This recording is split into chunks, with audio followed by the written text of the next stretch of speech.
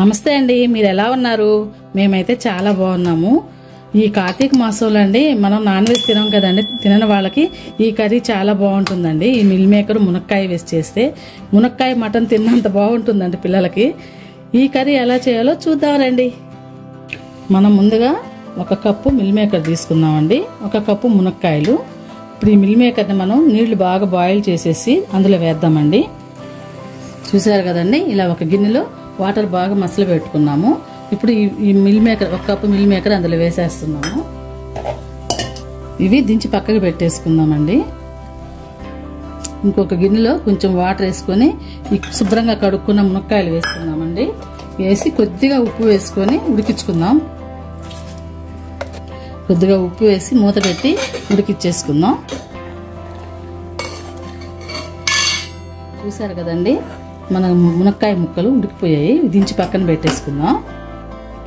ఇప్పుడు మనము మసాలా తయారు చేసుకుందామండి. 2 ఇలాచీలు, 4 లవంగాలు, చిన్న దాల్చిన చెక్క, గసగసాలు, జీడిపప్పు, ఉల్లిగడ్డ కొద్దిగా చిన్న ముక్క అండి. ఎందుకంటే గ్రేవీ కోసం అండి, ఉల్లిగడ్డ వేస్తే గ్రేవీ బాగా వస్తుంది. దానికోసం మనం ఉల్లిగడ్డ వేసుకుందాం. ఇవన్నీ మెత్తగా పేస్ట్ చేసేసుకుందాం. ఇదండి మన మసాలా పేస్ట్ రెడీ అయిపోయింది. మెత్తగా వేసేసుకున్నాము. ఈ ఉల్లిగడ్డ వేసినందువల్ల ఏంటంటే మంచిగా గ్రేవీ వస్తుందండి, చాలా చిక్కటి గ్రేవీ వస్తుంది. ఇది ఇలా పక్కన పెట్టేసుకుందాం. అలాగే మన మిల్ మేకర్ కూడా చల్లారిపోయిందండి. ఇవన్నీ పక్కకు పిండేసి పక్కకు పెట్టేసుకుందాము. స్టవ్ మీద ఒక కళాయి పెట్టుకొని అంటించుకుందామండి. ఒక 3 స్పూన్ల ఆయిల్ వేసుకుందాము. ఆయిల్ వేడైపోయిందండి. మనం ఒక మీడియం సైజు ఉల్లిగడ్డ సన్నగా తరిగి పెట్టుకుందాము. ఇదండి మనకి ఉల్లిగడ్డ వేగిపోయింది. అంత ఎక్కువగా గోల్డెన్ కలర్ రావాల్సిన అవసరం లేదు. 1 స్పూన్ అల్లం వెల్లుల్లి పేస్ట్ వేసుకుందాం. ఇది బాగా పచ్చి వాసన పోయే వరకు వేపుకుందాము. అల్లం వెల్లుల్లి పేస్ట్ వేగిపోయిందండి. మనం ముందుగా మెత్తగా పేస్ట్ చేసి పెట్టుకున్నాం కదండి మసాలా, అది మొత్తం వేసేసుకుందాం. వేసుకొని బాగా ఆయిల్ పైకి వచ్చే వరకు వేపుకుందాము. బాగా మగ్గాలండి. బాగా ఆయిల్ పైకి వస్తేనే టేస్ట్ బాగుంటుంది.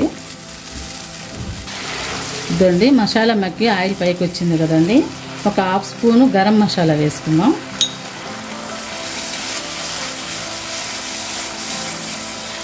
ఒక 4 పచ్చిమిర్చి కట్ చేసి పెట్టుకున్నామండి. అలాగే ఒక మీడియం సైజు టమాటో కూడా కట్ చేసి పెట్టుకున్నాం. ఆ 2 వేసేసుకొని కలుపుకుందాం బాగా.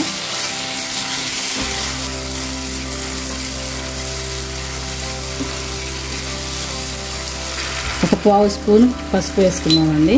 శుభ్రంగా కలిపేసుకుందాం.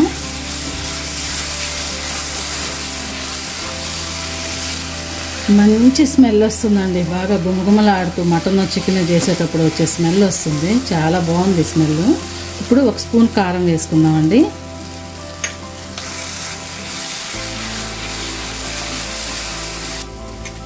మసాలా మొత్తం బాగా వేగిపోయిందండి.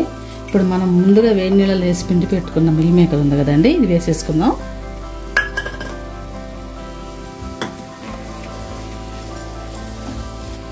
అలాగే మన కర్రీకి ఎంత వాటర్ సరిపోతుందో అంత వాటర్ వేసేసుకుందామండి.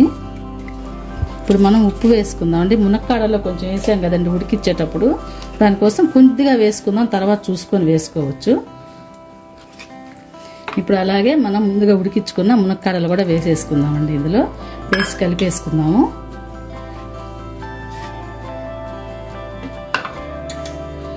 ఇలా మూత పెట్టేసి చిన్న మంట మీద ఉడికించుకుందామండి, కూర బాగా దగ్గర అయ్యే వరకు. మన కూర రెడీ అవుతూ ఉందండి. ఇప్పుడు ఈ టైంలో 1 స్పూన్ కొబ్బరి పొడి వేసుకుందామండి. ఇది ఆప్షనల్, ఇష్టమైతే వేసుకోండి, లేకపోతే లేదు. వేస్తే టేస్ట్ బాగుంటుంది కర్రీకి.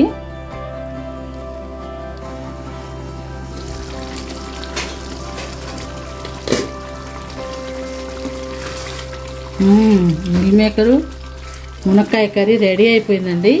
ఇక మనకు దగ్గరకు వచ్చేసింది. చివరిగా మనము కొద్దిగా కొత్తిమీర చల్లేసుకొని ఆపేసుకున్నాం. స్టవ్ ఆపేసి దించేసుకున్నాం. ఈ కర్రీ అండి చాలా బాగుంటుందండి. చాలా అంటే చాలా టేస్ట్ ఉంటుంది. అంతేనండి, మన మిల్ మేకర్ కర్రీ రెడీ అయిపోయింది.